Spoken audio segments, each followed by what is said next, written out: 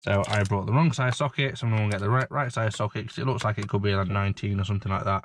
And we'll get it off, and it'll take a bit of shaking and a bit of banging, and we'll get it off. All on video. So I have a 17. It wasn't as big as I actually thought it was. We can hopefully now just undo this. Thought about using my impact gun, but it shouldn't really be needed.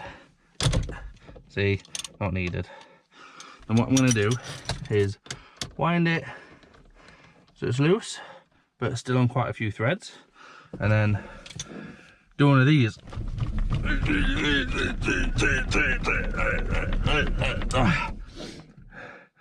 That did not work.